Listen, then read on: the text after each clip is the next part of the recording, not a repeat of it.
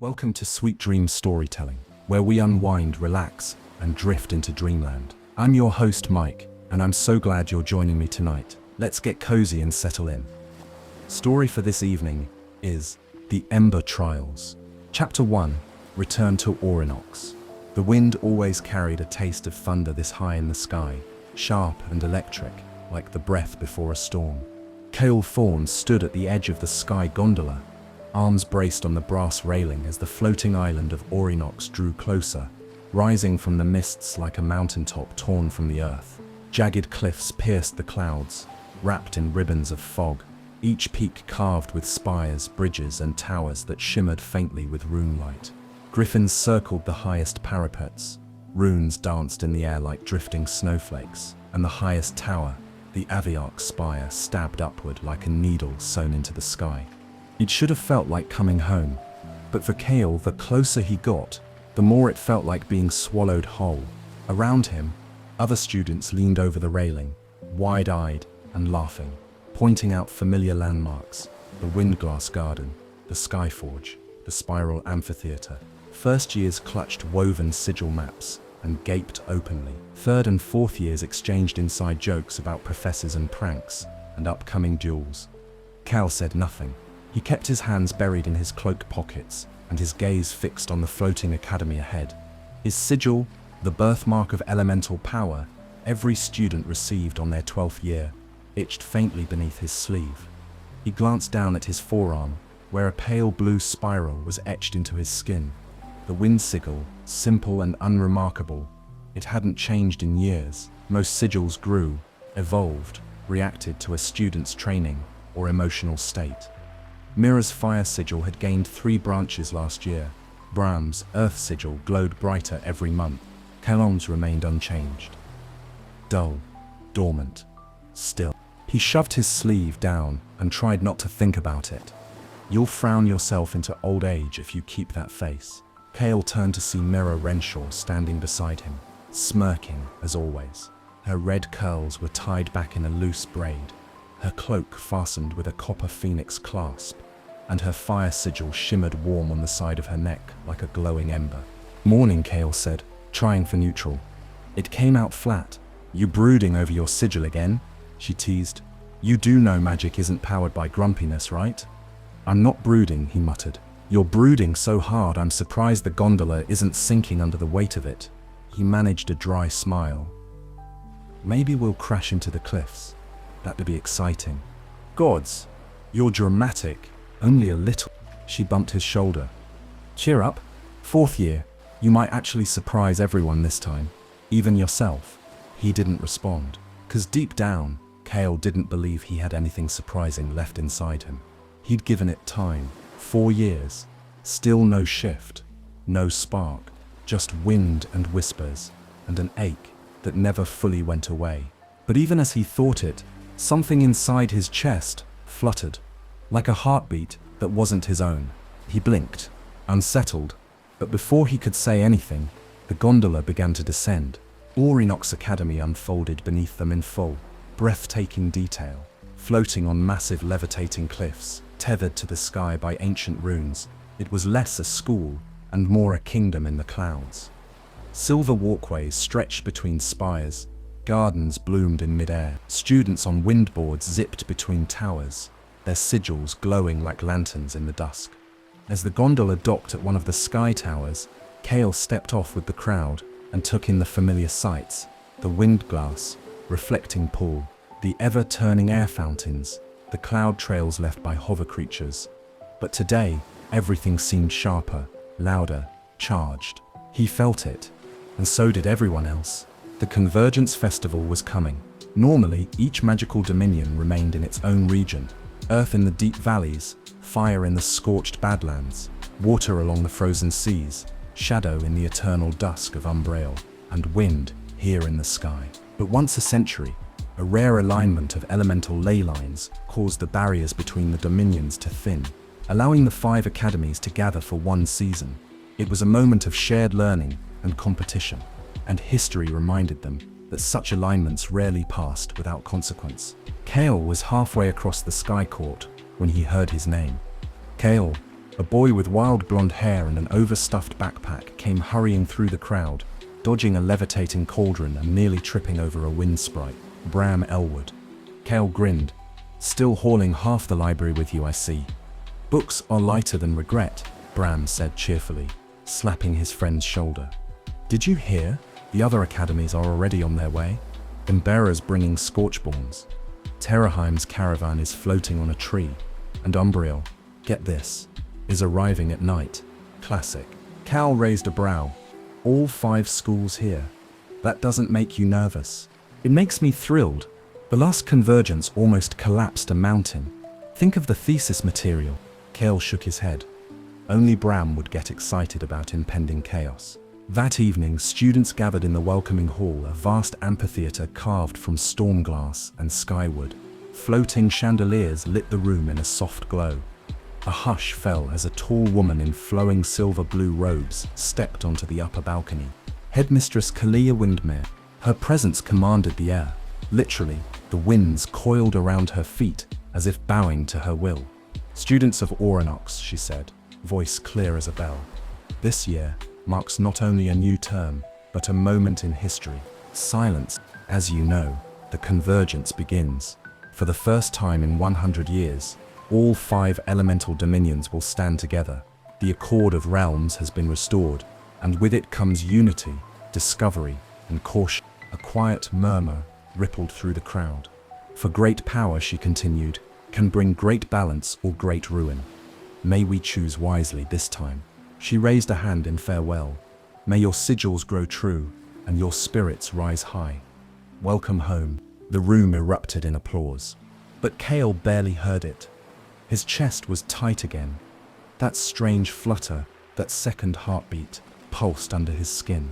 He reached for his arm, and this time, his sigil felt hot. Later that night, Cale stood alone on one of the upper balconies, gazing out over the clouds. A faint breeze whispered around him, cool and curious. And then movement. A figure stepped from the shadows at the far end of the balcony, cloaked in black, hood up, no sound, no wind. Cale froze. The figure lifted a hand, and Cale's sigil erupted with fire. He cried out, clutching his arm as pain lanced through him, searing, bright, wrong. He stumbled back, vision blurring, then blinked. The figure was gone. Only the wind remained, and in the silence, Cale whispered, barely breathing, something is waking, and it knows my name. Chapter 2, A Gathering of Dominions. Down in the Skycourt Plaza, students were already gathering, buzzing with excitement. Cale caught snippets of conversation as he wove through the crowd. They're arriving today. Embera's envoy is riding actual flame beasts. Heard one of the Umbrail kids can vanish into shadows. Do you think we'll get to duel them? Cale spotted Mira across the square, mid-argument with a pair of first years about whether Phoenix fire could melt enchanted steel. She waved him over when she saw him. You're just in time. The parade's starting. The what? She grinned, pulling him by the sleeve. You'll see. A horn sounded in the distance, low, deep, and ancient. The wind shifted. Cale's eyes turned skyward, just in time to see a fleet of silver ships cut through the clouds to the west. Sleek, gliding like blades across a mirror, each vessel shimmered with threads of frost and mist. Their sails weren't cloth but magic, glowing blue energy, rippling with elemental power. Hydrator, Mira said. The Sea Scholars, Water Dominion. The ships came to a graceful hover above the Skycourt. From the largest vessel, students descended on liquid platforms, floating drops of water shaped like discs. Their robes were woven from sea silk and shimmered like waves at twilight. Their sigils, elegant coils of blue and white, glowed like moonlight on ice. They were graceful, controlled, cold. They even smell like rain, Mira muttered. Cale stared at one of the new arrivals, a tall girl with silver braids and a look like she'd been born knowing she was better than everyone else. She met his eyes for a heartbeat, then looked away without a word. Water, dignified, distant, dangerous. Then came the fire. The second horn didn't sound. It screamed, like the roar of something ancient being unchained. From the eastern horizon, the clouds tore open with a flash of flame. A chariot burst through, pulled by two blazing scorchborns, massive beasts made of molten stone, with ember eyes and smoke rising from their manes. Behind them, an entire fleet followed, phoenix riders, flame caravans, and even a floating forge that spat sparks into the sky. Kale's skin prickled with heat just watching them. The students of Embera disembarked in style, their robes flickered with living fire, shifting from crimson to gold as they moved. One boy twirled twin flame blades as he landed, earning cheers from his classmates. Showy, loud, impossibly powerful. Why do they always look like they just walked out of a legend? Mira whispered, visibly annoyed. I bet their robes are heat resistant. But Kale wasn't listening. One of the Fire Dominion students had noticed him staring. A girl with a flaming whip wrapped around her belt. She tilted her head, smiled, and then winked, casually, like it was a game. Kale looked away. The third arrival was quieter. The Earth Dominion didn't arrive in ships or chariots. The ground shook. Far below the cliffs, something massive stirred. From the canyon valley emerged a colossal stone beast, part fortress, part golem, with trees and moss growing across its back. It moved with slow, thunderous steps, its eyes glowing green like gemstones buried in soil. Atop its back stood a village of stone cabins and watchtowers, humming with sigil energy. The verdant caravan, Bram breathed, appearing behind them with a pastry in hand. Terraheim's pride. They say that Golem was carved from the world root itself. As the golem knelt, students descended on lifts of living vines. Their robes were woven with bark patterns and laced with veins of quartz. They walked with calm confidence, sturdy as mountains, quiet as old stone. Kale spotted a tall boy among them, lean, serious-eyed, with a sigil on his arm that glowed like molten earth. There was something unsettlingly composed about him. He moved like someone who was never in a rush, because the world would wait for him. Mira nudged Kale. That's Darian Vale, prodigy, master of 4 earth techniques, and supposedly cursed. Kale blinked. Cursed how? She shrugged. Nobody knows. He doesn't talk about it. And then, the wind stilled. The fourth and final arrival was not announced by horns or heat or tremors, only silence. A moment later, the shadows deepened, unnaturally so, and then peeled apart like curtains. Out of the darkness stepped students draped in grey and black, their faces partly veiled, their movements whisper-soft. They simply appeared at the far edge of the courtyard, walking forward as if they had always been there, and you'd only just noticed. The Shadow Dominion had arrived. Umbrail, Bram whispered. Never know if you're seeing all of them. Some of their students walk between layers of reality. One of them, a girl with silver-threaded black robes and a delicate crescent-shaped sigil over her heart, passed near Kale and Mira. Her eyes, deep violet, flicked to Kale for a fraction of a second. He felt a chill crawl down his spine. By sunset, the 5 groups had been welcomed with a ceremonial sigil blessing and housed in their temporary towers. The plaza had transformed into a strange mix of cultures, fire pits and fountains, stone gardens and shadow-stitched walls. Orionox had become the heart of the realms. For the first time in 100 years, Kale sat on the highest balcony he could find, staring out at the horizon. The wind tugged at his cloak. Below, laughter echoed from the Fire Dominion tents. Distant music from water's crystal flutes drifted on the breeze. Earth's caravan glowed like a forest of lanterns, and shadows danced along Umbrail's walls, flickering like memory. His mind was elsewhere. That flutter beneath his skin had returned. That second heartbeat. The sensation that something, someone, was watching from just beyond the edge of the real. And then, he heard it again. A voice in the wind, not words, just a feeling, ancient, familiar, and full of fire. Chapter 3, The Room That Chose Me. The entire student body gathered in the Ethereum, the wide open-air amphitheater at the summit of the Aviarch spire. The arena had no roof, only a floating ring of stone columns and a shifting dome of translucent magic above, open to the elements. Runes pulsed faintly beneath every seat, humming with quiet energy. The wind was restless. Kale, Mira, and Bram squeezed into seats near the outer ring as Headmistress Kalia took the central dais. she was joined by the heads of the other dominions. Regal, stern figures robed in symbols of their realms. Waves, fire, stone, shadow. Floating before them was a five-sided pedestal. Upon it sat a black obsidian disc etched with 5 ancient runes, one for each elemental dominion. They glowed faintly, flickering in and out of view, as if written on smoke. "It is time," Kalia said, voice carrying unnaturally clear through the Ethereum. "Let the etheric pillar call forth the chosen." She raised both hands. The runes on the disc began to pulse. A wind swept the arena, sharp, cold, alive. Then the fire rune burst alight. A tall girl from Embera, cloak ablaze at the edges, rose from her seat without hesitation. She smiled like she'd expected it. "Lys Forvain," someone whispered. "That's the flame crown heir." Lys bowed at the center of the arena. Her fire sigil now blazed brighter than ever, visible even beneath her skin. Next came the water rune, which shimmered with blue-white frost. A student from Hydrata stood slowly, elegant, with braided silver hair and a posture so perfect it seemed carved.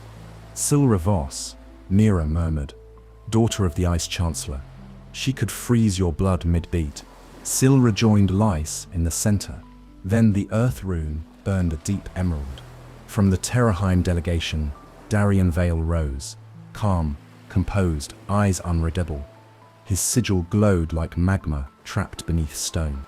And then the shadow rune lit, rippling like oil in moonlight. A girl with violet eyes stepped forward from the Umbrel ranks, her face veiled save for her gaze. "Nyx Aelrin," Bram said softly. "She's from the House of Thorns." Keel didn't know what that meant, but the name Aelrin sounded like the kind of name whispered more than spoken. 4 champions, 1 from each realm. They stood in a circle around the pedestal, the 4 glowing runes hovering above their heads. All that remained was the final rune, the wind sigil. Kale braced himself. It wouldn't be him. It never was. From the wind section, the crowd stirred as a tall student named Velen, son of a sky pilot, gifted with stormcraft, began to rise. The wind rune was glowing now, pulsing as if calling someone near. But then, it stopped. The glow dimmed, flickered, and then, the rune shattered. The entire arena gasped as the wind sigil broke into fragments of light, rising like ash into the air. The obsidian disc pulsed, convulsed, and suddenly, a 6th rune flared into being. It wasn't of one element. It flickered between all 5, fire, water, earth, air, shadow, spinning, unstable, glowing with raw, ancient power. The crowd fell silent. Kale's body locked up as the runes surged toward the student seating area. Toward him. "No," he whispered. "That's not. This has to be wrong." But the rune descended like a comet, spiraling toward him in a streak of chaotic light. It struck his chest with a soundless boom, and pain exploded through him. Not just heat or cold or pressure, but everything. He dropped to his knees, gasping, his skin burning, his mind on fire. The rune carved itself into his sigil like molten ink. His wind mark glowed, then writhed, then changed, twisting into a shape no one had seen in 1,000 years. He barely heard the screams, barely saw Mira shoving through the crowd, shouting his name. He fell back, darkness closed in, and just before he lost consciousness, he heard something, a voice from deep within, made of wind and shadow and flame. "The trials have chosen you, Kale Thorn. You are the 6th rune." When Kale woke, everything felt distant, like the world had been placed behind glass. He was lying in the skyward infirmary, surrounded by softly glowing runes and the distant echo of healing spells. Mira sat at his bedside, face pale, arms crossed tightly. "You're awake," she said, relief in her voice. "Finally. What happened?" She looked at him like he was a question with too many answers. "The rune chose you." Kale blinked. "But I wasn't. I'm not even strong." "You're the 6th, she said, voice low. "The lost rune. That wasn't supposed to exist. They don't know what it means. No one does." She leaned closer, and Kale, they're scared. He looked down at his arm. The sigil had changed. It was still there, still wind at its heart, but other symbols now radiated from it. Flickers of red, blue, green, and shadow. It pulsed faintly, like a heartbeat, not his own. Something older, something watching. Chapter 4. The Secret of the Trials. The world was quieter after you became a mystery. People didn't talk to you. They whispered around you. Cale Thorne walked through the archways of Orinox, as if he were wearing a cloak of glass. Transparent, fragile, stared at but never touched. Students glanced his way, then quickly looked elsewhere, as if afraid eye contact might summon lightning. The moment the sixth rune had chosen him, everything had changed. The other champions had been escorted to a private tower for briefings and honors. Cale had been taken to the infirmary, then interrogated by 3 professors and 1 Dominion envoy, all of whom had looked at his glowing, flickering sigil like it was a cursed brand. He hadn't been dismissed. He'd been released, like a volatile object too unstable to study for long. Now, even the wind felt wary of him. Let me see it again. Cale sat on the edge of a secluded terrace near the Skyglass Library, while Mira paced in front of him. Eyes narrowed, hands clasped behind her back, like a field general. Bram had pulled a chair from nowhere and was already scribbling notes in a floating journal. Cale sighed and pushed back his sleeve. The sigil was evolving. What had once been a simple spiral of air had grown a branching, layered design. Parts of it now pulsed with red-orange firelight, streaks of liquid blue-green stone veins, and faint glimmers of smoky violet. It didn't sit still.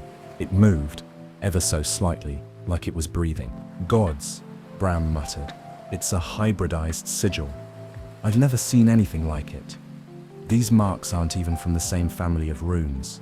You've got a full cross-dominion fusion happening under your skin. I feel fine, Cale lied. Liar, Mira said.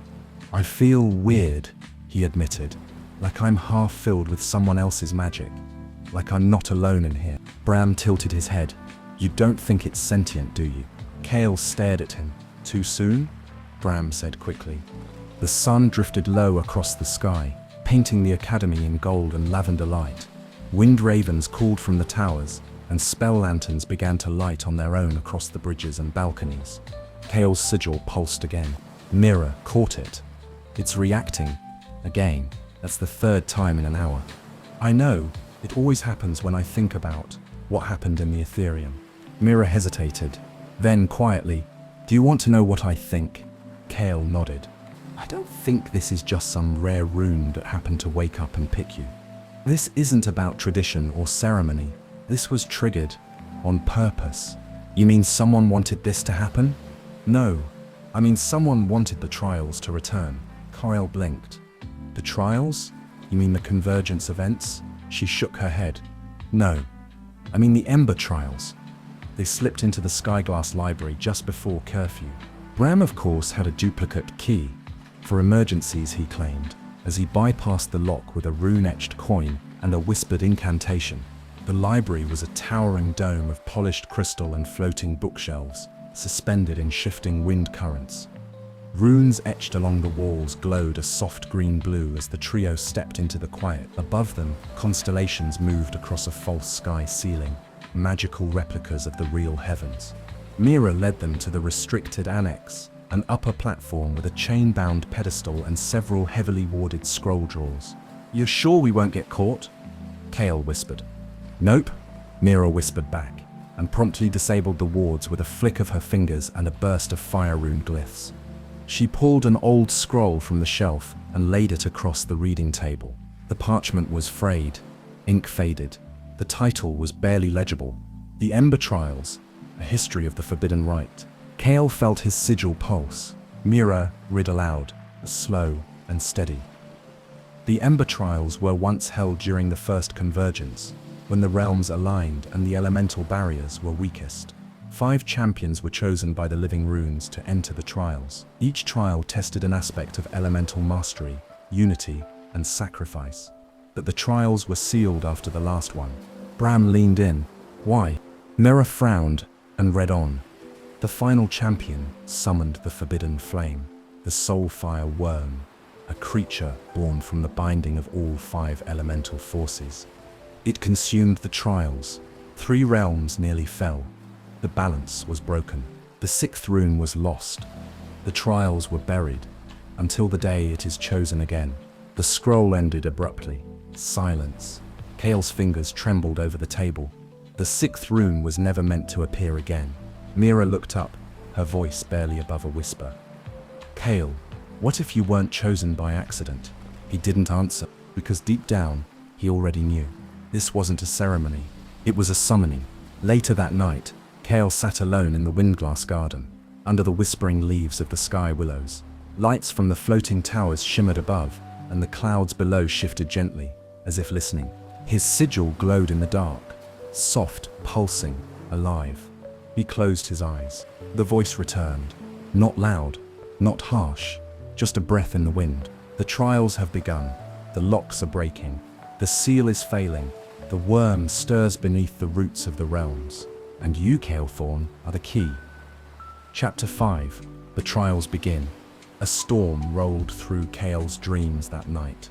It wasn't rain or thunder, it was light. Light from 5 different sources: crimson fire, blue water, green earth, violet shadow, and pale silver air. They spun together in the sky above a tower that had no walls. Just floating pieces, like a shattered cathedral suspended in wind. He stood in the center, at the eye of the storm, watching the lights swirl. But there was a 6th color now, a violent flicker, a wrongness. It didn't blend, it consumed. And beneath it, in the farthest shadow of the dream, something was breathing. Not fast, not loud, just waiting. Kale woke gasping. His sigil was glowing faintly beneath his shirt, pulsing like a second heartbeat. He barely had time to catch his breath before a knock came at his door. Kalethorn, said a clipped voice on the other side. The council calls for you. They brought him to the 8th glass chamber, a skybridge dome made of translucent stone that hovered over nothing, just air and clouds beneath. The chamber was always sealed to students, rumored to be where headmasters conferred in secret or ancient treaties were signed. Today, it held the future. The 5 champions were already there. Lace Vervain of Fire lounged near the balcony, with her arms crossed, heat rippling faintly off her robes. Her hair was woven with flame charms, her smile all teeth. Silra Voss, of Water, sat perfectly still on a levitating chair of sculpted ice, her posture regal and her eyes blank as mirrors. Durian Vale of Earth stood with his hands behind his back, eyes half closed, as if he were listening to something no one else could hear.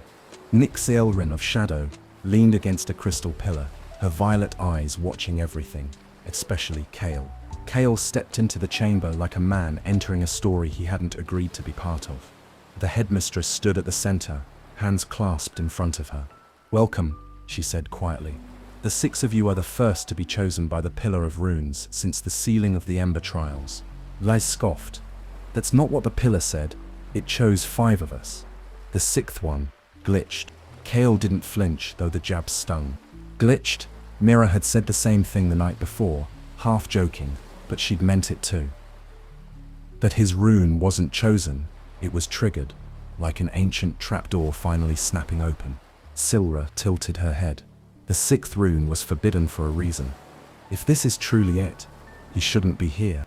Maybe he's not, Darian said softly, eyes still closed. Kale looked at Nyx, half hoping she might be an ally, but her expression gave away nothing. Just those shadowed eyes, sharp and unreadable. I didn't ask for this, Kale said. The headmistress raised her hand. And yet it chose you, which means it's happening. The trials are no longer symbolic. They are returning for real. She walked to the center of the room, where the obsidian disc from the Ethereum now floated in midair, the runes still flickering. 2 days from now, she said, you will face the first trial. Each of you will be tested individually. What you face will not be random. It will come from within. The trial of forms. Nyx said under her breath. Kalia nodded. Yes, a rite from the first era, when champions were measured not by power, but by truth. The arena will craft your greatest fear drawn from your sigil's connection to your mind. You must overcome it, or be consumed by it. Sounds fun, Lys said, stretching. Finally, something real. Silra gave her a sidelong glance. Real enough to kill you. I'm counting on it. Kale wasn't listening anymore. His eyes were locked on the disc, where the runes pulsed in slow rhythm. The 5th rune, Wind was still broken, shards hovering like a shattered mirror, but the sixth rune pulsed steadily now, larger, brighter, hungry. And as Kale looked at it, he felt the same sensation as the night he was marked, that something in the rune was watching him back. After the meeting, the champions were dismissed to prepare. Kale barely made it 10 steps into the open air of the sky bridge before a voice stopped him. "You shouldn't be here." He turned. Nyx stood behind him, her shadow longer than it should have been in the fading light. "You saw it too," she said. "Didn't you? The color of the sixth rune, the way it moved." Kale nodded. "It doesn't feel like the others." "It isn't," she said. "The others belong to this world. That one doesn't. It's not magic. It's a wound." She stepped closer, just enough that he could see the edge of a scar beneath her collarbone. Old, jagged, traced in ink, a sigil. "My family used to serve the ones who tried to unleash that rune. We thought we could control it. We were wrong." Kale's voice was barely a whisper. "Then why am I still here?" She looked at him for a long moment. "Because maybe," she said, "you're the only one who can survive it." Then she vanished. Not walked, not ran, vanished, like a shadow passing through fog. Kale was left alone again, with the wind, with the rune, and the weight of something ancient pressing quietly down. That night, Kale stood beneath the stars on the high balcony of the Aviarch spire. Below, the academy hummed with life. Glowing towers, drifting lights, students training late into the night. Above, the stars burned like tiny sigils of their own. Watching, waiting. He looked down at his arm. The sixth rune pulsed. He didn't know if it was a gift. He didn't know if it was a curse. All he knew was this: 2 days from now, the trials would begin. And whatever waited for him in the trial of forms would know his fear better than he did. The bells rang at dawn, not the usual chimes of the hour, but the deep, resonant clang of the spire call. Kale sat upright in bed before he was even fully awake, heart pounding. Across the room, Bram rolled off his mattress with a groan and landed face first on the polished stone floor. "The spire call?" Bram mumbled, rubbing his nose. "It's not even mid-term. What are they summoning us for now?" Kale didn't answer. He was already pulling on his cloak, a strange sense of unease curling in his gut. The last time the spire call had sounded was during a second-year magical breach. A student had tried to bind a skyworm. It hadn't ended well. A knock rattled the dorm door. "Mira, get up," she hissed. "It's happening. They're choosing the champions." Kale froze. The champions? He vaguely remembered the schedule Mira had mentioned during the gondola ride. The ceremonial choosing of the elemental champions, one from each dominion, to represent their schools during the convergence. It was symbolic. Ceremony. The chosen were supposed to be paragons of magical culture, representatives, not warriors. At least, that was what the headmistress had said. But something told Kale this year's selection would be anything but ceremonial. Morning broke on Orinox like a slow, blooming storm. The sky had taken on a pale lavender hue, streaked with ribbons of gold that twisted above the floating peaks like dragon smoke. Kale Thorne stood on the dormitory balcony, eyes heavy with exhaustion and thoughts tangled like wind-snared branches. He hadn't slept. The memory of the cloaked figure still clung to him, sharp and silent, as the burn it left behind. His wind sigil, usually faint and dormant, had glowed in that moment, like a branding iron pressed against his flesh. And then gone. No proof, no witnesses, just the silence of the sky and the echo of something ancient shifting in the dark. He flexed his fingers now, checking the mark again. It looked the same, pale blue, untouched, quiet. But it wasn't quiet. Not anymore. He could feel something beneath the skin, something sterling. The Ember Trials. Chapter 6. Whispers of the Worm. Later, Kale sat with Mira and Bram beneath the floating sigil lanterns of the central courtyard. Music drifted in from the airborne amphitheater, where students practiced songs for the Convergence Ball. But none of them were smiling. He told them everything. The book, the shadow, the writing. Mira didn't interrupt once. When he finished, she stared into the floating firelight for a long time. The trials, she finally said, weren't just tests. They were seals, locks. "And now they're keys," Kale whispered. "No," she said. "You're the key." The trials are just the door. Bran looked pale. So what happens when that door opens? Kale didn't answer, because deep down, part of him already knew. That night, Kale walked to the windglass terrace alone. The stars shone brighter than usual, but there was no comfort in their light. Not anymore. He looked out at the sky, at the swirling clouds far below, and felt the pull of something ancient reaching up from the deep. A flicker of flame burned in his vision. A voice echoed from somewhere between sleep and spell. The worm waits, Kale Thorn. The trials were never a game. They are a cage, and the cage is cracking. Chapter 7, Trial 1, The Shifting Beast. The arena wasn't what Kale expected. There were no banners, no spectators, no applause, no sweeping arches or golden torches. Just silence and wind. The arena of forms had been conjured from raw sigilcraft, carved into a floating disc of obsidian suspended in the sky beyond Orinox. There were no walls, only a circular boundary lined with runes and elemental walls. Mist churned at the edges, concealing the abyss that stretched into forever. 6 silver gates stood evenly spaced along the edge. Kale stood before one of them, waiting.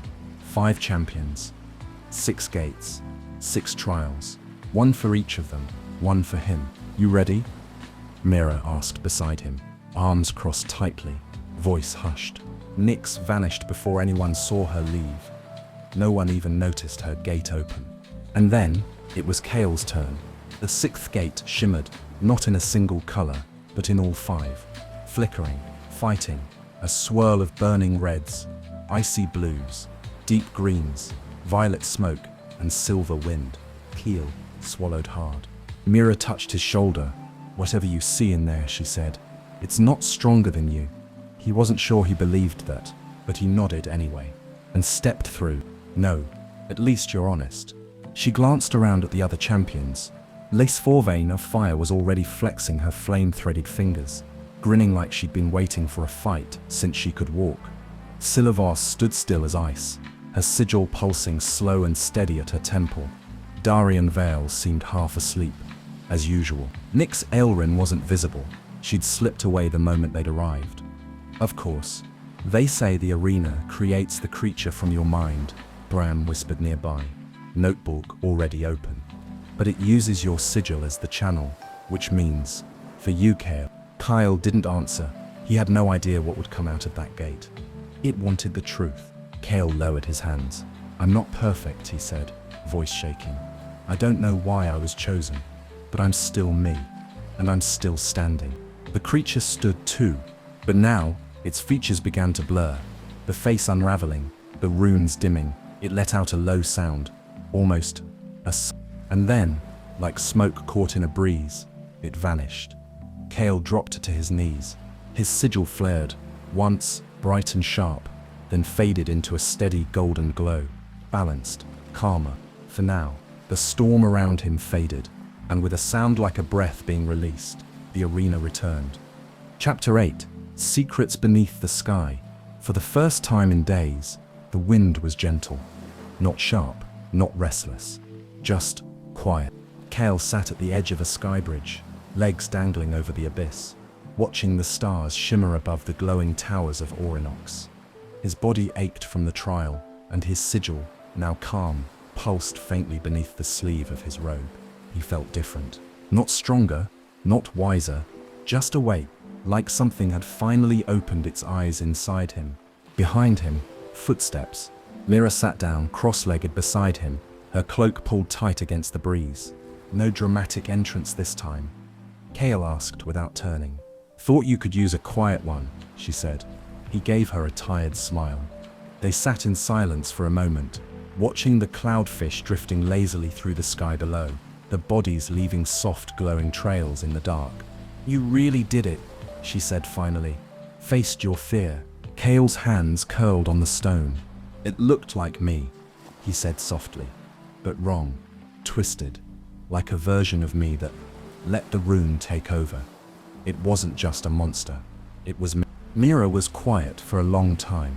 You're afraid of becoming something you can't control. Kale didn't answer. He didn't have to.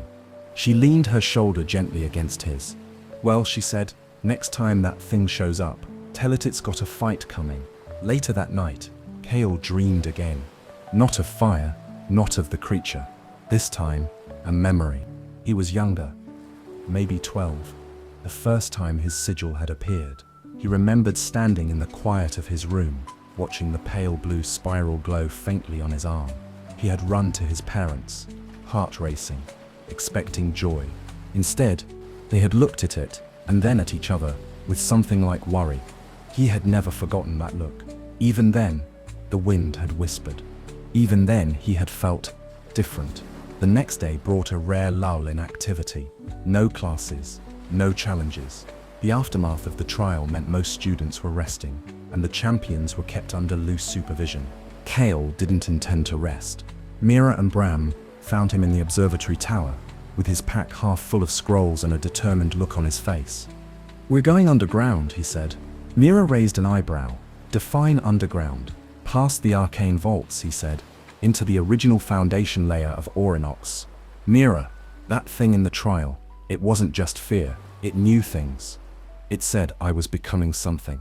I need to know." Bram looked excited and terrified at once. "Forbidden archives? Secret chambers? Probable magical collapse?" "I'm in." The entrance wasn't marked, but old places leave traces, and Mira was good at reading them. She led them down into the Arcanist's Hollow, a disused storage floor far below the student towers. Forgotten bookshelves sagged under dust. Empty lanterns hung crooked from rusted hooks.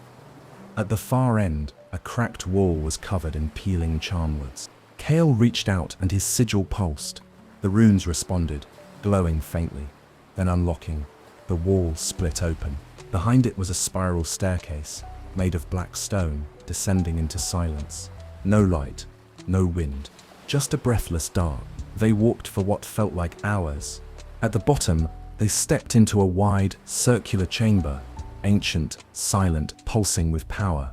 Runes lined the floor, 5 elemental symbols carved into the stone, surrounding a 6th, the same 6 rune symbol Kale now bore. In the center stood a broken pedestal. Something had once rested there.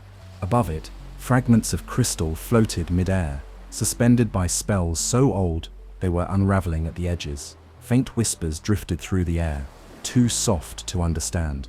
Kale stepped forward. As he passed the boundary of the 6th rune, the whispers sharpened into words. They tore us apart. 5 became 1, and the 1 was cursed. His sigil glowed, and one of the floating crystal shards darted toward him, not to attack, but to hover inches from his hand. Kale reached out. As he touched it, the room shifted. The floor trembled. The air shimmered. And suddenly, Kale wasn't in the chamber anymore. He stood on a floating platform high above a burning sea. A battle raged below. 5 champions, 1 from each dominion, channeling unimaginable power. Runes flared across the sky. Storms and fire collided. Waves rose miles high. Earth split in molten cracks. And above them, descending from the clouds, the soulfire worm. Not a dragon, not a beast. Something more. Its body was made of fire and shadow, and wind, and ice, and stone. Its eyes were twin burning runes. Its voice was thought itself. Kale saw himself, not as Kale, but as one of the warriors. He raised his hand.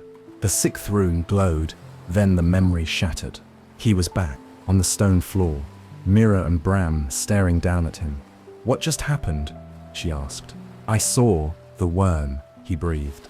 "I think I was there, in another life, one of the 5 who sealed it." Bram scribbled furiously. "Reincarnated champion theory. Fascinating. Horrifying. Keep going." Kale looked around the chamber again. "I don't think the trials were built to find new champions," he said. Mira frowned. "Then what were they for?" "To keep us away from here," he said. "To keep the worm asleep." High above them, in a different tower of the academy, Nixay Elrin knelt before a burning sigil scrawled on black parchment. A whisper came through the ink. "The key has awakened. The 6th has remembered." She did not smile. She simply whispered back, "Then it has begun." Chapter 9. Cracks in the Veil. It began with fire in the wrong place. On the morning after Kale's descent into the Forbidden Chamber, The east wing of the wind dormitory caught flame, without warning, without spellwork, and without a sigil bearer in sight. No one was hurt, but the fire refused to behave. It burned through water wards, ignored stone barriers. It danced up enchanted glass as though it had a mind of its own. It took 3 professors and a skywarden to put it out. No one could explain it. And it wasn't the only anomaly that day. A patch of ground near the Earth Sigil garden melted into sand, swallowing a statue whole. A fountain outside the water study hall froze mid-splash and shattered into spectral ice. And late in the evening, a group of first-year students on an observation deck swore they saw a hole open in the sky, just for a moment. A perfect circle, like an eye blinking open. It looked down at them, and then it was gone. Kale felt it all, not through sight, through his rune. Every time something broke, every flare, every distortion, his sigil pulsed. Not painfully, just knowingly, as if it had already predicted this. Mira was the first to say what they were all thinking. "This isn't instability," she said. "This is leakage." Near nightfall, the faculty had locked down 2 wings of the academy. Rumors spread like wildfire: sabotage, old enchantments backfiring, even whispers of a spy among the dominions. But Kale knew better. This wasn't a trick, it was a crack. He stood with Mira and Bram in the wind-tempered alcove behind the Runeforge tower, watching the stars shimmer uneasily above them. "They're trying to control the narrative," Bram said, nervously tapping his quill. "They're calling it a flux surge, blaming it on too many students casting near the ley line nexus." "They're lying," Mira said flatly. Kale didn't speak. His thoughts were spinning, faster than he could hold them. "There are 5 seals," he said. "1 for each element. The warriors from the memory. They must have each held a piece of the worm in place. And now that we're all gathered again..." He didn't finish the thought. He didn't have to. Mira crossed her arms. "Someone's trying to unseal it. Or something is," Bram added. "And the trials?" Kale stared into the sky. "They're the path. Each trial breaks another layer." The next morning, the Council of Dominions called an emergency meeting. Students weren't invited, but that didn't stop Kale from getting close. He, Mira, and Bram squeezed into a hidden perch in the acoustics chamber above the council dome, listening through the whisper tunnels built to echo lectures. Below, the 5 Dominion heads stood in a tense circle. "The imbalance is real," said Mistress Kalia. "We've sealed the east wings, but the wind currents are unstable, and the weather wards are wrong." "You think the trials are to blame?" asked Chancellor Voss of Hydrator. Her voice was like frost wrapped in silk. "They shouldn't be active." Kalia said, "Not truly. The trial of forms was meant to be symbolic, but something changed." "The 6th rune is a myth," interrupted High Mage, Soul of Embera. "A ghost from a failed generation. You saw the boy. He's unstable." Kale tensed at the word. Mira bristled beside him. "You unstable?" she whispered. "You're the calmest person in this tower." Kale shook his head. "No, he's not wrong." He thought of the creature from the first trial, the twisted version of himself. The hunger in its eyes, the voice that had sounded too much like his own. He was unstable. The 6th rune didn't just channel power, it blended it, fused it, and fusion breaks things. Back in the chamber, the voices rose. "The boy isn't the threat," Kalia said firmly. "It's the worm." That name silenced the room. "It's waking," she said, slowly. "I've felt it in the ley currents. There's movement beneath the deep sky. Something long buried is rising. And if the trials continue, they will break the last bindings." Kale sat back, stunned. The trials weren't a defense anymore. They were a trigger. That night, Kale dreamed again. He stood at the center of the academy, but it was twisted, melted, half submerged in water, half burning, half drowned in black mist. The 5 dominions were collapsing in on themselves. Above it all, the soulfire worm coiled in the sky, eyes burning like suns. It turned to him and smiled. "You are not the jailer, you are the door." Kale woke with a shout, gasping. His room was dark, his sigil glowed, and beneath his bed, the floor was cracked. Hairline fractures spiderwebbed across the stone, pulsing faintly with light. Not normal magic, not wind, not fire, not even the 6th rune. something older, something deeper. The next morning, Kale stood at the balcony outside his chamber and looked toward the horizon. Clouds gathered above the school, swirling unnaturally. He could feel the realm shifting beneath him, not violently, not suddenly, but slowly, inevitably, like the world was leaning towards something. And no one, not even the champions, could stop it. The Skyvault Library wasn't supposed to be open to students. But Mira had accidentally left her fire sigil badge inside the enchanted lock, which coincidentally disarmed the door. Kale didn't ask questions. The vault smelled of dust, lightning, and old parchment.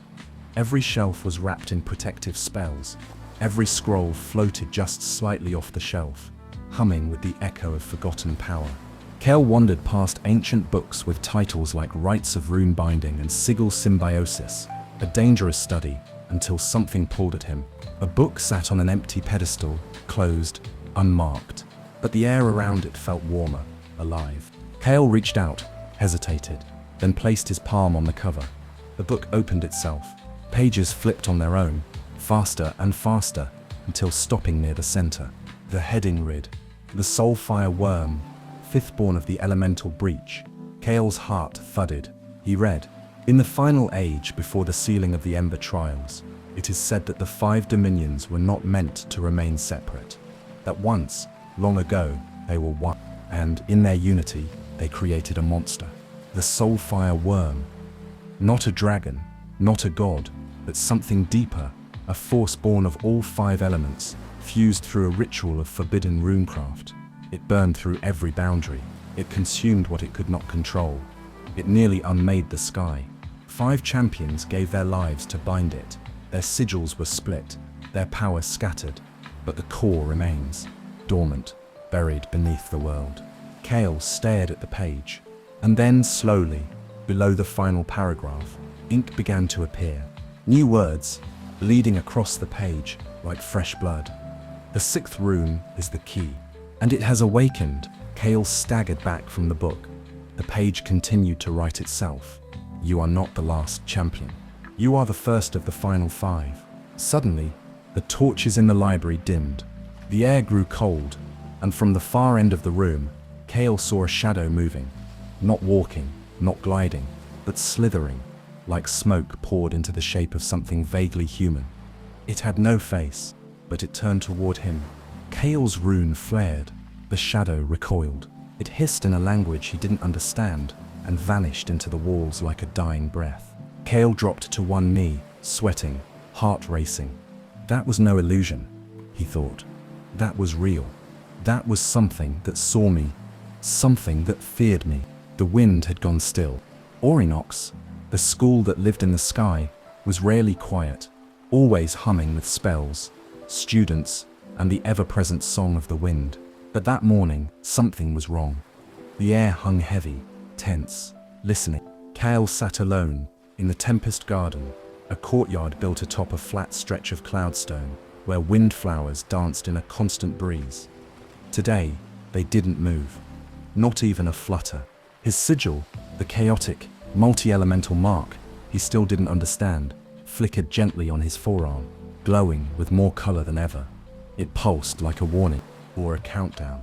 Tomorrow was the Trial of Forms, a magical test where champions would face a manifestation of their greatest fear, not just a nightmare conjured by illusion, but a living construct drawn from their elemental imprint, shaped by something deep and buried inside them. Mira had called it self-forged terror. Kale had asked her what that meant. She'd shrugged. "It means the only thing scarier than a monster is the one your magic thinks you deserve." Kale stood and began to pace. He hadn't slept. Again. Not since the selection, not since the dream. They came every night now, visions of a dark place beneath the world, where 5 elemental spires circled an open pit of endless flame. He saw glimpses of shadows breaking free, of glowing eyes beneath the surface, of runes that screamed instead of shimmered. And always, always, a voice in the fire. "The seal is breaking. The soul of flame remembers." The worm stirred. He didn't understand it, but someone might. He emerged from the gate into the quiet of the real world. Mira was the first to run to him. "Are you?" "I'm fine," Kale said, though his voice sounded like it belonged to someone older. The other champions were watching. Silra's eyes were unreadable. Lies gave him a nod, not quite respect, but close. Darian looked at him, like someone seeing a riddle solved the wrong way. "Nyx?" She was smiling, not cruelly, almost knowingly. Later, as night fell over the academy, and Kale sat alone on the balcony above the trial grounds, a single line kept replaying in his head. "I am what you are becoming." Chapter 10, Trial 2. Maze of Dominion. The sky was too still. No birds flew, no griffins glided between towers. Even the wind, usually whispering across the floating bridges of Orinox, held its breath. Kale stood at the edge of the trial arena, staring out across a vast stone platform suspended above the clouds. In the center, a glowing disc, ringed with runes that pulsed in rhythm, like a heartbeat or a warning. Around it, the other champions waited. Darian, Silra, Lys, Nyx. Each one was silent, watchful. They had been told this would be a team trial, that they would be placed in two groups, drawn at random, and dropped into a magically shifting maze. 5 realms, 5 environments, fire, water, wind, earth, and shadow, fused into one, a test of unity, strategy, elemental harmony. But after the cracks appearing across the school, no one was sure the maze would follow the rules anymore. Especially Kale. The headmistress appeared in a shimmer of wind. She didn't stand on a podium. She didn't speak from above.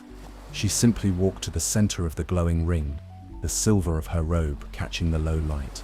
"The trial of Dominion," she said, voice even but tight with tension. "You will enter as 2 teams. You will exit only if your bond holds." She turned her eyes briefly toward Kale. "If your elements fracture, so will the path." Mira stood near the edge, watching Kale with her arms crossed, a silent reminder that someone out here believed in him, even if he didn't always believe in himself. The runes around the disc flared. Kale stepped forward. The maze was calling. Team 1, Kale, Silra, and Nyx. Team 2, Lys, Darian, and Velen. The wind champion chosen after Kale's unexpected rune shattered the original selection. Kale stood between Silra and Nyx on the glowing sigil disc, heart thudding. "Do not fall behind," Silra murmured, tightening the laces on her frost steel braces. "I don't plan to," Kale replied, though his voice sounded far away in his own ears. Nyx didn't say a word. She simply stared at the center of the ring. The runes beneath their feet blazed to life, and the world shattered. The maze opened around them like a wound in the sky. One moment, they were standing on the trial disc. The next, they were surrounded by twisting corridors made of living elements, walls that shifted like breath, floors that rippled beneath their steps, skies that blinked open and shut like eyes. Each segment was a different dominion. Fire corridors that twisted with heat and hallucination. Water tunnels where breath and direction vanished. Earth walls that shifted without sound, hiding paths behind growing stone. Shadow halls that mirrored their thoughts and spoke them aloud. And wind bridges that led into nothing. Time didn't work right. Kale was sure they'd only walk 10 minutes when they came to a chamber where the floor was scorched glass and the ceiling was a storm cloud. "This isn't a test," he whispered. "It's a prism." Silra stepped cautiously onto the glass. "It's worse. It's unstable." Kale's sigil pulsed. The ground beneath their feet cracked, and from the center of the chamber, something grew. A twisted beast made of fire and ice and stone, shrieking in 6 languages at once. Kale barely had time to react before it lunged. They fought together. Silra used precision, cold streams that froze the beast mid-leap, slowing its attacks. Nyx vanished into shadow and reappeared behind it, striking with silent daggers that seemed to sap the creature's strength. Kale reached for his magic and felt everything at once. Wind, fire, earth, water, shadow, but none of it stable. He tried to summon air, but fire came instead. He tried to conjure wind, and the ground beneath him fractured with vines. "I can't," he shouted, ducking as the beast's tail tore through the storm above them. "You're not choosing," Nyx yelled. "You're channeling. Let it choose for you." Cal inhaled and stopped thinking. He let go, and the magic responded, not as one element, but all. He struck with fire in one hand, water in the other, wind to push the beast off balance, shadow to blind it, and stone to pin it down. The beast exploded in a burst of light. Silence returned. They didn't speak for a long moment. Then Silra said quietly, "That wasn't part of the trial." Kale nodded. "I think it was part of the worm. A fragment." Nyx looked at the ground, the seals breaking faster than they realize. The champions emerged back on the trial disc hours later, disoriented and scarred. Velen had to be carried out. The council called for healers. Professors cast containment spells around the trial ring, and in the chaos, Kale looked up and saw the sky above Orinox had changed. It was no longer blue. It shimmered with 5 colors and flickered with a 6th. Chapter 11. The Forbidden Shard. The trial of Dominion had ended, but the maze hadn't released all its secrets. That night, Kale couldn't sleep. The sky was still shimmering, faint ripples of light passing through clouds like oil over water. The wind outside his window didn't move naturally. It surged in strange bursts, like the mountain was breathing through its teeth. He sat on the edge of his bed, staring at the sigil on his arm. The 6th rune pulsed steadily, its spiral lines shifting between elements. Sometimes it glowed blue, sometimes red, sometimes black, and once, just once, it turned white. He blinked, and it was gone. That pulse didn't feel like magic. It felt like a signal. By mid-morning, Orinox had sealed the trial ring. The other champions were instructed to rest, reflect, and await further instruction. Kale did none of those things. Instead, he found a forgotten path beneath the trial grounds, a maintenance corridor meant for stabilizing the arena wards. Mira and Bram tried to follow, but Kale waved them off. "I need to do this alone," he told Mira. "Then don't die," she said, pressing a fire charm into his hand. He smiled, faintly. "I'll try."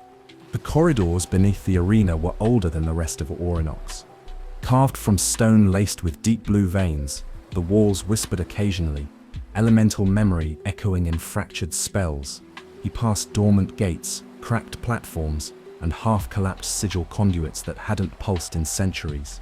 And then he found it. A door, or what had once been a door, lay broken at the end of the hallway, its stone frame melted inward, like something had forced its way out. Beyond it, a chamber of black crystal, and at the center, hovering above a pedestal of obsidian runes, was a shard. It floated 6 feet above the ground, rotating slowly, glowing with inner fire, not just red, but all colors, and then none.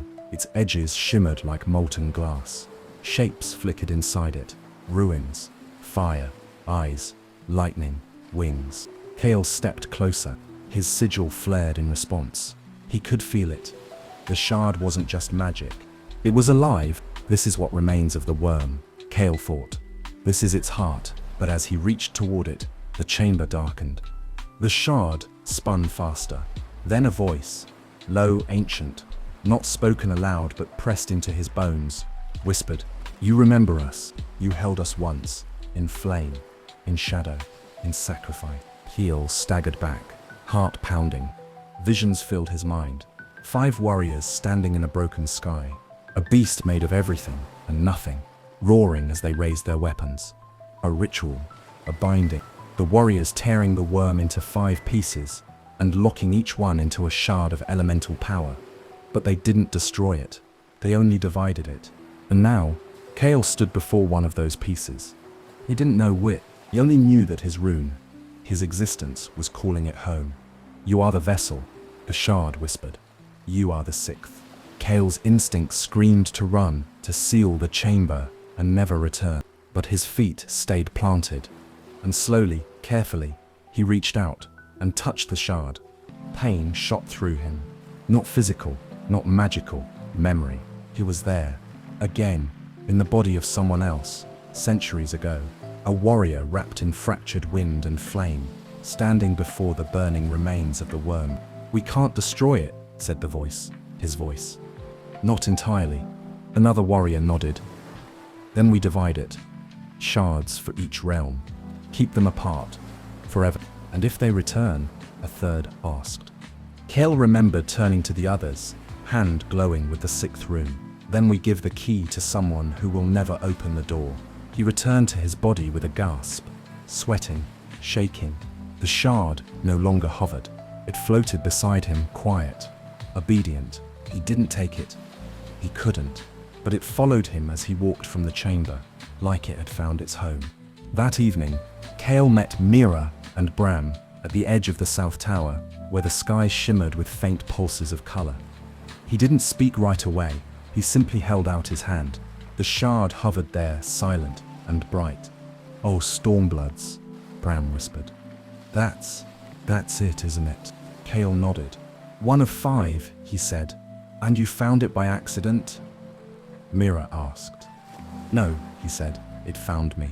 He looked out across the horizon, where the sunset bled through the clouds like a wound.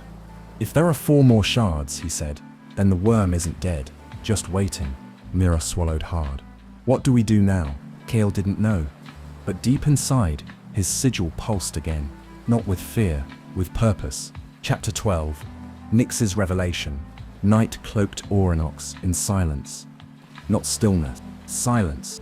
The difference was important to Nyx Aelrin. Stillness could be peaceful, predictable, safe. Silence, though. Silence was a warning. It was the breath before a scream, the quiet before a secret stepped into the open. And tonight, the sky was silent.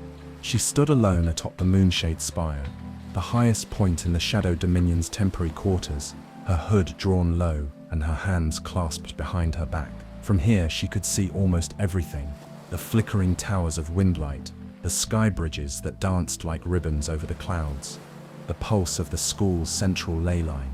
And Kale, he was walking along the edge of the observation ring below, the glow of his sigil lighting the path like a second moon. He didn't know she was watching, but she always was. Nyx had known from the moment she saw his rune, flickering between elements, shifting like something untamed, that the worm's key had awakened.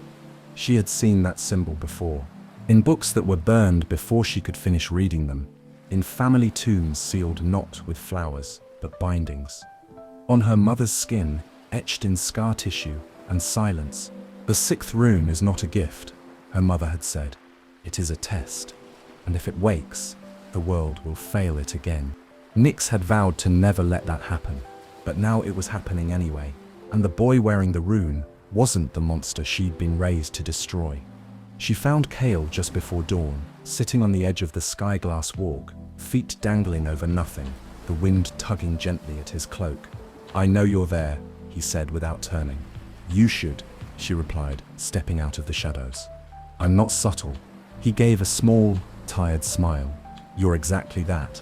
They sat in silence for a while, the stars bleeding slowly into the horizon. Then, Kale spoke. "I found a shard," he said, "of the worm."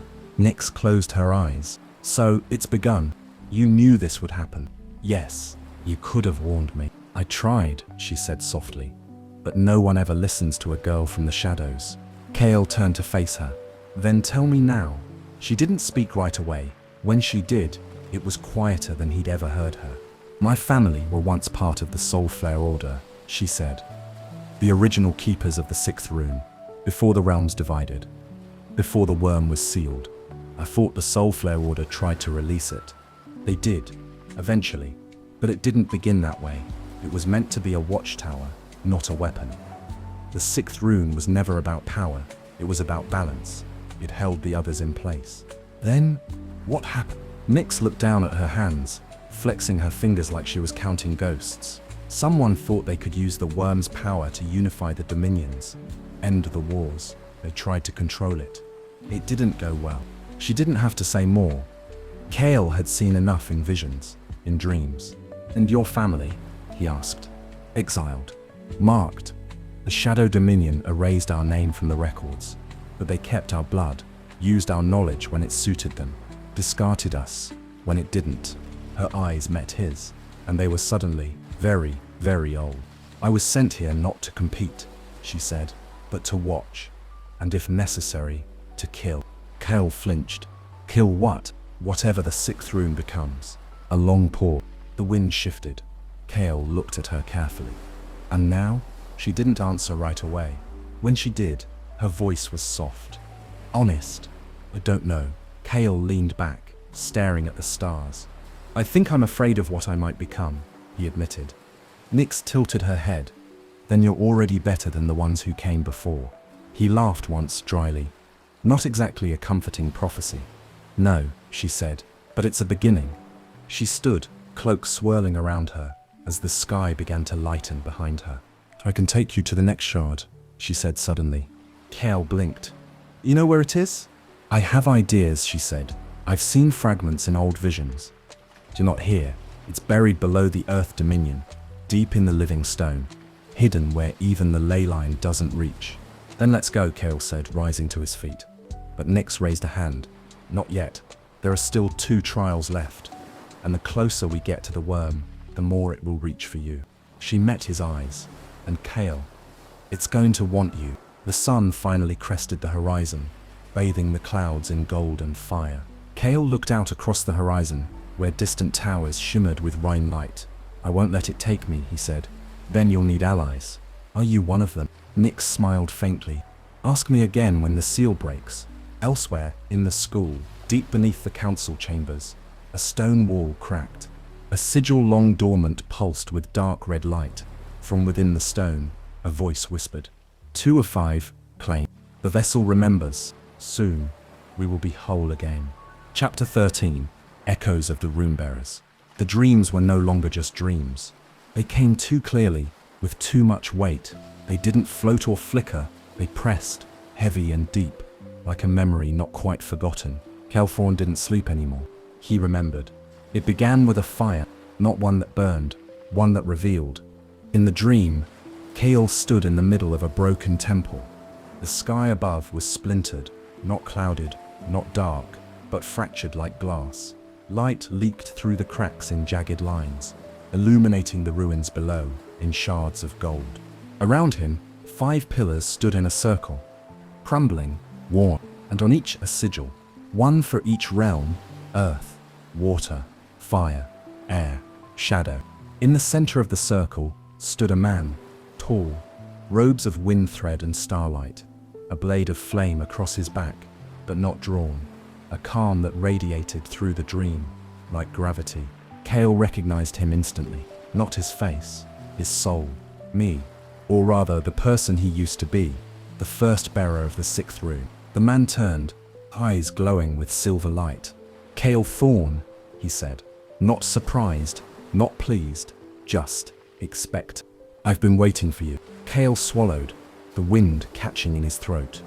Who are you? The man smiled faintly. We are Arden, Thorn, Runebearer, Vessel, Seal. Seal? Kale asked. Of the worm? The man nodded. You are not its jailer. You are its echo, its mirror. You hold what the others scattered. You are the convergence of their sacrifice. Kale looked around at the broken temple. What is this place? Memory, Arden said. The last piece I left behind before I let the world forget me.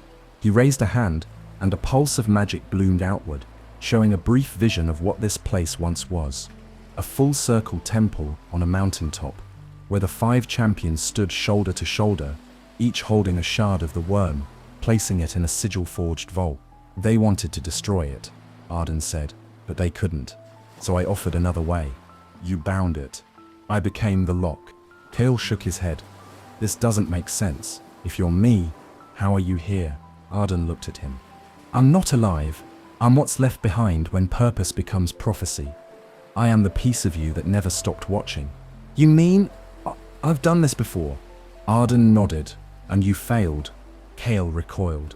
What? We all did. You held the rune. You held the shards. But the worm wasn't defeated. It only went to sleep. He pointed at Kale's chest. And now you've awakened it. Kale stepped back. I didn't ask for this. I didn't either, Arden said. But fate doesn't need your permission. It needs your decision. The dream around them began to collapse, the sky cracking wider, the pillars shaking. You have one choice, Kale Thorn, Arden said. Be the cage again, or become the blade. What does that mean? But Arden was already fading. "You'll know," he said, when the others start to remember too. Curl woke with a gasp. Sweat clung to his skin. His sheets were twisted. His arms ached. His sigil glowing. But it wasn't just the spiral anymore. It was blooming. 5 branches now radiated from the center, one for each dominion. And in the middle, pulsing faintly, was a shape Kale had never seen before. A small circle, unmarked, unclaimed, a 6th point, waiting. Deep beneath Orinox, in a chamber older than the school itself, a seal cracked. A rune of water dissolved into steam. From a pool of black glass, something began to rise, slow and serpentine, with burning eyes and no true form. It did not speak. It simply remembered, and it remembered Kale Thorne's name. Chapter 14, The Trial of Echoes. The sky didn't turn red, it fractured. Thin lines of golden lightning crisscrossed the heavens above Orinox like a shattered pane of glass. The clouds below churned in slow, unnatural spirals. The wind didn't blow, it trembled. Kale stood at the edge of the trial platform with the other 5 champions. No fanfare, no professors, no instructions, just silence. And then all at once, the 6 gates behind them shimmered open, not in fire or light, but reflections, perfect mirrors. The gates rippled like still water disturbed by breath. The trial of echoes had begun. Headmistress Kalia's voice came from everywhere and nowhere. At once, the trial of echoes is not a fight, it is a memory. You will walk alone. You will not face your fear. You will face your truth. And if you deny it, the trial will not let you leave. Kale stepped through his gate last. The mirror pulled him inward like gravity, like hunger, and then the world blinked. Kale gasped as he stumbled out of the mirror gate, falling to one knee on the stone platform. Mirror caught him. "Hey, you're back." He nodded, chest heaving. "I'm fine." The other champions were returning too. Silra emerged with her hands shaking. Darian's sigil was pulsing like a heartbeat. Liz looked angry, not at anyone, just angry. Nyx emerged last. Her hood was down. Her eyes were wet. Her blade was gone. They didn't speak. None of them did. Whatever they had faced in the mirror, it wasn't something language could hold. That night, Kale stood alone beneath the starlit dome of the Ethereum Tower. The wind was moving again, but it didn't whisper. It sang. And for the first time, Kale didn't feel like he was running from what he could become. He was walking toward it. Far away, in the deep vault beneath the Earth Dominion, a second shard began to glow. Runes crumbled from the walls, and something beneath the stone whispered, "He did not take the power. He passed the trial. He is almost ready." Far away, in the deep vault beneath the Earth Dominion, a second shard began to glow. Runes crumbled from the walls, and something beneath the stone whispered, "He did not take the power. He passed the trial. He is almost ready." He was no longer in Orinox. He stood at the edge of a battlefield, ancient, still and vast. Ash fell like snow. Mountains burned in the distance. Great statues of forgotten champions lay shattered across the hills, each one marked with elemental runes. Wind towers lay in ruin. Rivers ran red. The sky above churned with stormlight and shadow fire. Kelar's breath caught. He had seen this place before, in visions, in dreams, in memory. This was the world after the worm. A figure stood in the center of the field. Not a monster, not a ghost. A boy, no older than Kale himself. Same eyes, same stance, same mark on his arm, though older, sharper. The 6th rune burned bright on his skin. The boy looked up and smiled. Finally, he said, "You made it." Kale blinked. "Who are you?" "You," the boy said. "The version of you that chose wrong." The battlefield shifted. Now they stood in a circular chamber of glass and gold. Kale saw himself, the younger version, raising the 6th rune high, surrounded by flames. Behind him, 5 figures lay on the ground, drained and dying. The 5 champions, his friends. "I tried to stop the collapse," the younger version whispered. "I tried to hold all 5 shards inside me, to fuse them, to seal the worm for good." "You overloaded," Kale said, his voice hoarse. "You became a vessel without a body." "I became it," the echo said. The chamber dissolved again. Now Kale stood in the middle of 1,000 mirrored reflections, each one showing a different version of himself. Kale the hero, Kal, the betrayer, Kale, the coward, Kale the god, Kale the flame. Each one spoke, layering over one another until it became deafening. You're not enough. You're too much. You'll lose them again. You'll burn the world. You already did. Kale dropped to his knees, hands over his ears, his rune glowing like a second sun. I'm not him. He whispered. I'm not. You are.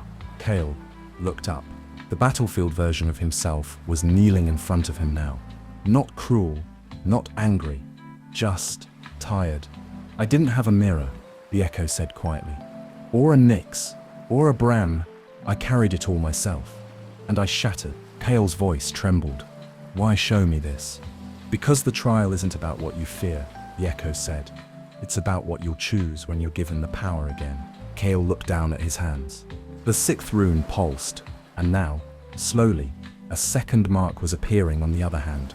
Not forced, not branded. A choice. 5 shards began to circle him in the dream, flickering with elemental light. He could take them. He could fuse them now. He could become the worm, or he could walk away. Kale stood slowly. No, he raised his hand, not to take the shards, but to let them go. I'm not the cage, he said, and I'm not the flame. I'm not the lock or the key. He looked into the echo's eyes. I'm the bridge. The trial collapsed in a burst of white light. He met Mira in the Skyglass Grove just after sunrise. She took one look at his face and set her tea aside. You look like you just read your own obituary. I saw him, Kale said. The man, the one who sealed the worm. And he was me. Mira didn't blink. Not exactly subtle, is it? I think I'm remembering. Fragments? More than that. Echoes. Whole conversations. Pieces of spells I don't know but my body does. Sounds like reincarnated legacy trauma, she muttered. I think I was the lock. Mira studied him carefully. And now, Kale looked at his palm. I don't think I'm the lock anymore. They sat in silence for a while, watching clouds drift across the golden morning sky. Mira's voice was soft when she spoke again. If you're remembering, maybe others will too. Kale turned. You think the other champions? They carry the elemental shards, she said. Maybe they carry more than that. Maybe this isn't a team of strangers. Maybe it's a reunion. Kale's blood went cold. If that's true, then the past isn't repeating, Mira said. It's finishing what it started. Kale's team reached the maze's core, a chamber of 5 floating bridges, each leading to a pillar glowing with an elemental rune. One for each champion, and in the center, a pedestal that bore the 6th. It was broken, split down the middle. Light leaked from the crack. Silra stepped forward, hand on her weapon. Touching it might collapse the chamber.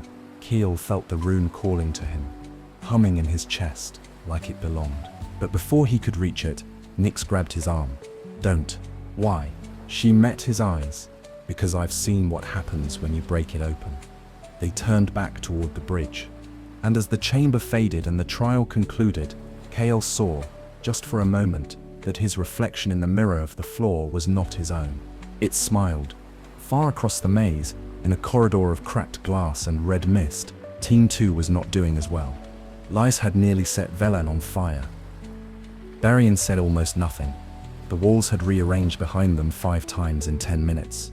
And something was watching them. From within the stone, from beneath the flame, from the shadows in the air. And then Velen screamed. They turned to find him suspended mid-air, limbs paralyzed, mouth open, runes scrawling themselves across his body in black fire. Darian grabbed Lys's arm. We need to move. But it's not part of the maze. It's waking. Chapter 15. The Flame Betrayer. The rain started without clouds. One moment, the sky above Orinox was clear. The next, it wept fire. Thin strands of flame drifted down like ashfall, burning nothing, touching no one, just hovering, flickering, vanishing before they hit the ground. It wasn't weather, it was a warning. Kale stood at the edge of the wind-glass terrace, watching it fall. He should have felt something, fear, awe, even the now familiar hum of the sixth rune reacting to chaos. But instead he felt none. The trial of echoes had left him hollow, not broken, not empty, just scraped raw. He'd walked through himself and come out the other side, still intact. But he couldn't say the same for the others. Silura wouldn't meet anyone's eyes. Darien was more withdrawn than ever. Lies hadn't spoken since the trial, not even a single flame-flavored jab. And Nyx had begun sleeping with her door sealed shut and 3 shadow wards at the threshold. Whatever she'd seen, she hadn't shared it. Kale didn't push. Everyone had faced something in that mirror. Something that watched them back. Then, the fire rain stopped, and the screaming began. The chamber exploded into chaos. Mirror tried to pull Kale back. Guards surged forward. The flame speaker shouted for Darien's immediate detainment, but he was already moving, already glowing. His earth sigil burned gold, but now, something else pulsed beside it. A second mark, jagged and flickering. Soulfire, not fused, infused. Darien's body erupted in elemental light as he raised his hand, not to attack, but to unbind. The floor cracked, the ceiling groaned. The wind-glass hall split down the middle as runes across the school began to unravel like torn parchment. And from the sky above, lightning broke in reverse, not down from the clouds, but up from the ground. Kale tried to follow, but Darien vanished in a blink, swallowed by a surge of earth and shadow, disappearing into the lower halls. They had planned to fight a beast, but the worm didn't need to rise, because someone was already becoming it. That night, Orinox sealed its towers. Professors set emergency barriers. The Dominion leaders called an emergency assembly, and Kale sat at the edge of the storm, staring at the 6th rune on his skin. It no longer pulsed with curiosity. It burned.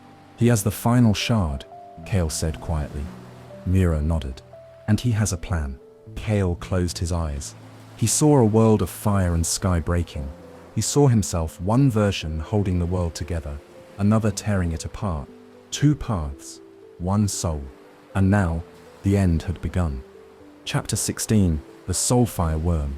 The sky was on fire, but it wasn't burning.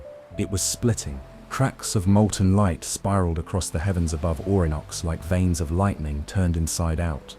The stars flickered, the air screamed. The Dominion barriers, ancient, invisible, eternal, shimmered, fractured, and began to fall.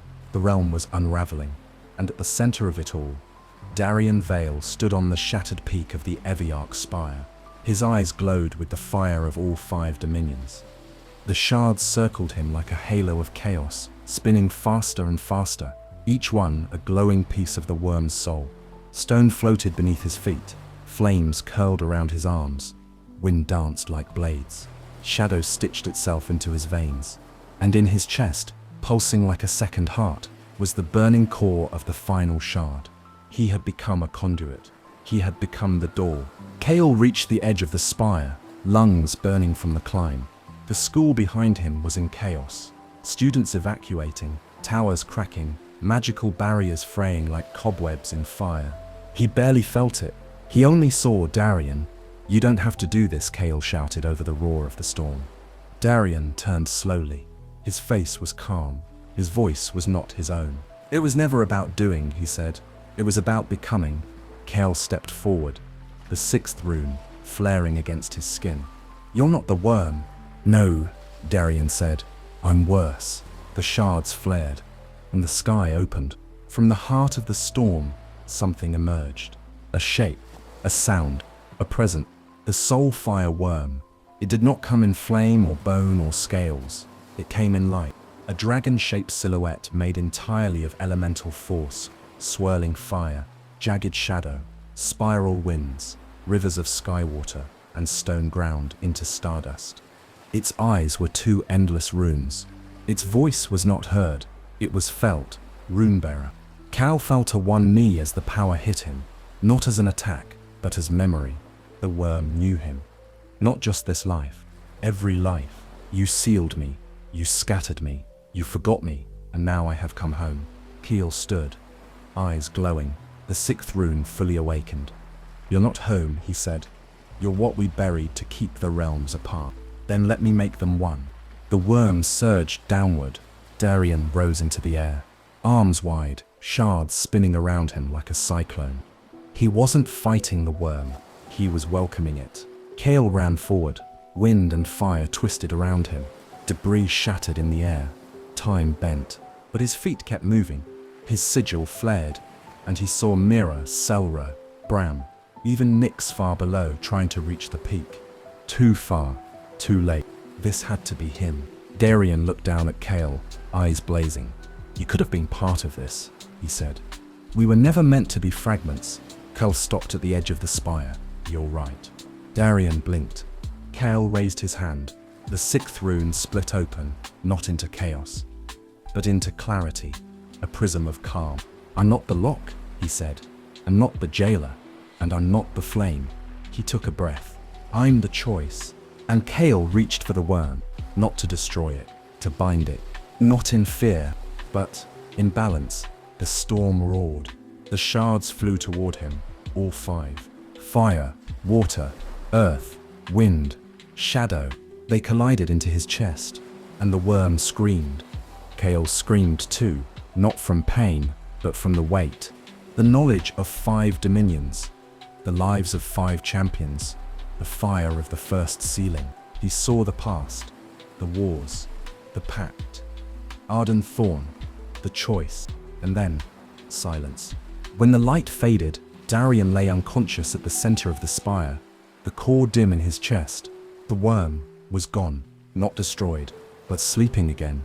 And Kale stood alone, his hands glowing with the last remnants of the 6-pointed sigil. And then it faded, gone. His magic was gone. The skies cleared, the cracks healed, the realm began to breathe again, and Orinox held its breath. Later, as Kale stood beside Mira and Nyx at the edge of the broken spire, they said nothing for a long time. Finally, Mira broke the silence. You stopped. No, Kale said. I gave it peace. Your rune, she began. Kale looked down at his now blank forearm. I gave it back. Nyx turned to him. So what are you now? Kale smiled faintly. Free, far beneath the earth, where ancient runes still glowed and forgotten spells still whispered. The worm dreamed again. Not of fire, not of hunger, but of a boy who stood between all things and chose. Chapter 17. After the flame. The sky was still broken. Not visibly, the cracks had faded. The storms gone quiet. The clouds had returned to their slow, lazy drift above the floating spires of Orinox. But Kale could feel it. A subtle change. A tension in the air, like the world had exhaled after holding its breath too long. The worm was gone.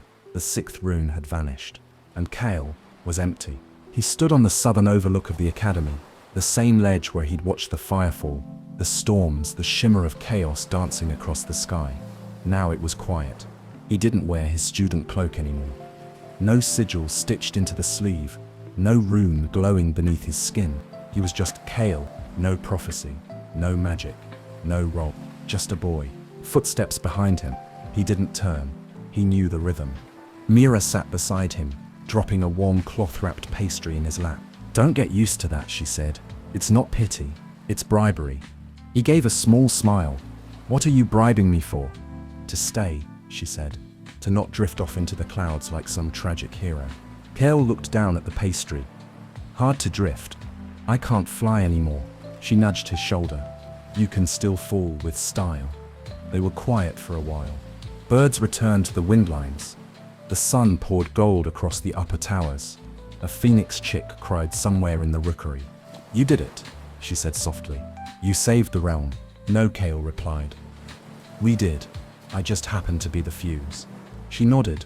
Still, that's a pretty impressive resume. He looked at her. Do you think it's really over? She didn't answer right away. No, she said, but I think the worst is asleep. And I think you earned the right to stop carrying it. They walked together to the wind-glass hall, now restored. Its ceiling, once cracked by lightning and fire, gleamed with fresh runes and vines regrown from Earth Dominion rituals. Inside, the champions had gathered one last time. Nyx stood by a window, silent as ever. her eyes following the path of the sky beasts circling the spire. Silra wore no robe today, just a quiet dress of sea silk and bone charms, her sigil now faded to a soft shimmer. She nodded once to Kale. Lys had already left, returned to Embera, her fire quiet for now. Darian, still alive, still silent. He remained under watch in the stasis halls below. Not a prisoner, not a villain, just broken. Kale had visited once. Darian hadn't looked at him. Maybe one day he would. Headmistress Kalia addressed them simply. No speeches, just thanks, and an acknowledgement that the convergence would not be held again in their lifetime. It was meant to unite us, she said, and perhaps it did, in a way we were not prepared to understand. No one clapped, but no one needed to. Afterward, Nyx found Kale standing at the edge of the platform, watching the sky. "I'm leaving," she said. "I figured." "You're not." Kale shook his head. "Someone has to teach the next fools not to summon ancient skyworms." A long pause. Then she reached into her coat and handed him something. A silver ring etched with 6 faded runes. "What's this?" She gave him a half smile, a reminder that you were more than a cage. You were the key that chose not to open the door. He watched her go, no goodbyes. Just footsteps, shadow, silence, gone. Chapter 18. The Ember Remains. 5 years later, the sky above Orionox had not cracked since. No storms of fire, no shattered sigils, no ancient worms breaking through the world. Just wind, clean, endless, alive. The school floated quieter these days, a little older, a little wiser. Its towers had been rebuilt with more earth than glass, more roots than runes, as if the whole academy had decided to stay closer to the ground, even while floating miles above it. Kale Thorne walked the spiral bridge in the late morning light, tea in one hand, a leather-bound book in the other. He wasn't late to anything, because for once in his life, he wasn't chasing fate. He taught now part-time by choice, runic philosophy and ethical spellcraft. A small class, usually, students who preferred questions to incantation. Today was exam day, but he'd already written the test. It was only one question. What do you do with power that isn't yours?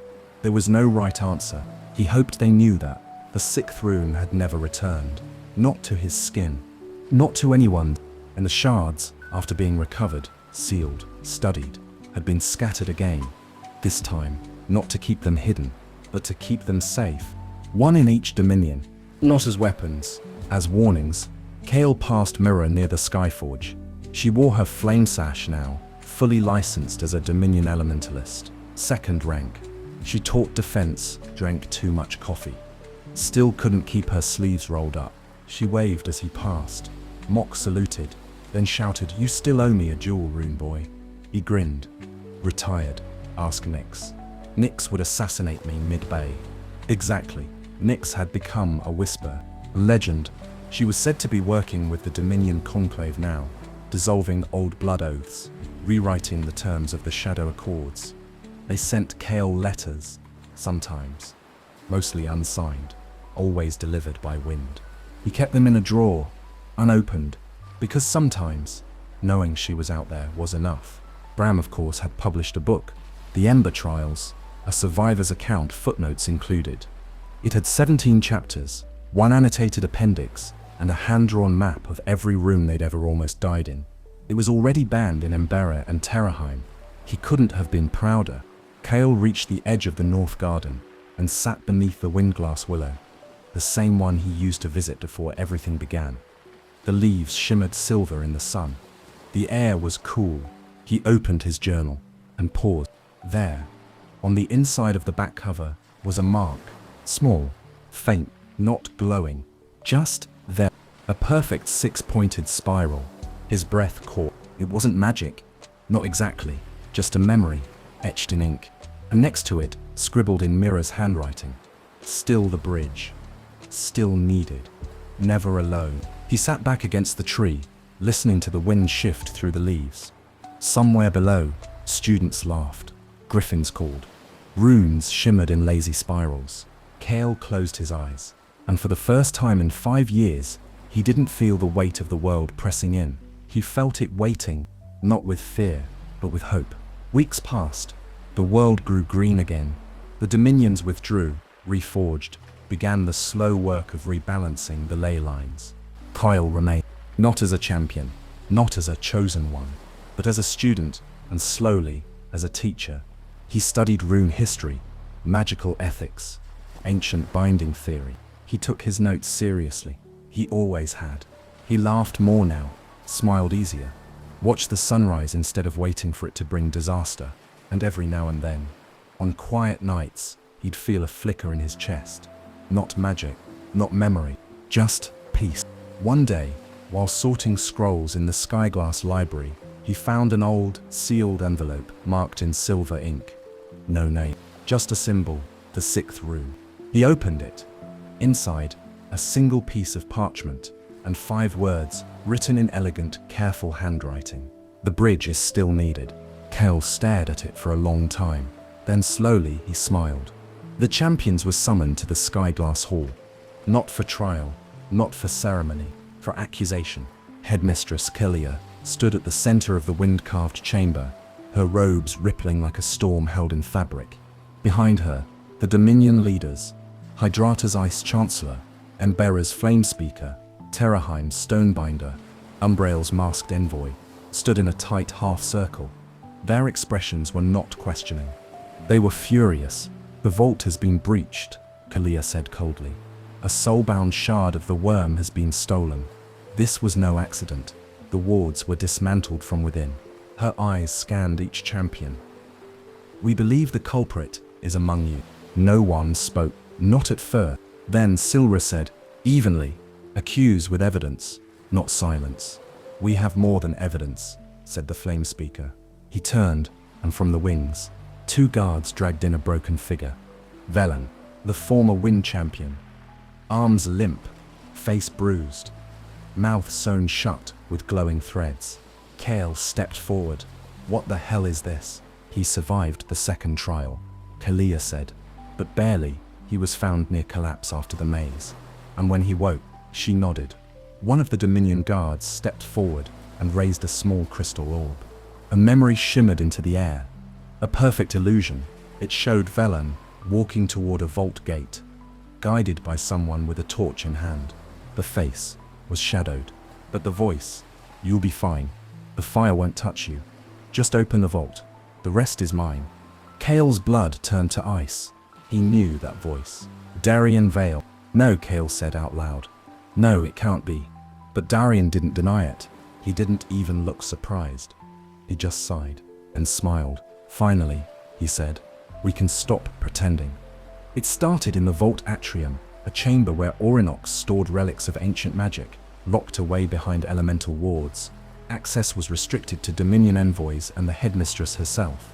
But the wards were gone, not broken, unraveled. One of the professors who discovered it staggered out of the vault with his eyes bleeding runes and collapsed into ash before he could speak. Inside, the room was scorched, not with fire magic, with soul fire, and the final shard. Gone. Kale, Mira, and Bram stood outside the quarantined vault. An hour later, their faces lit by the flickering glow of containment spells. The last shard, Kale said, voice low. Someone took it. Mira's jaw clenched. They didn't just take it, they knew where to find it, and how to touch it without being consumed. Kale's rune pulsed like a heartbeat under his skin. Who? Bram whispered. Who could do that? Kale already knew. Thanks for spending this quiet time with me here at Sweet Dreams Storytelling. I hope you're feeling relaxed, peaceful, and ready for a restful sleep. As we say goodnight, let the calm background music guide you gently into dreamland. Sweet dreams, and until next time, rest well.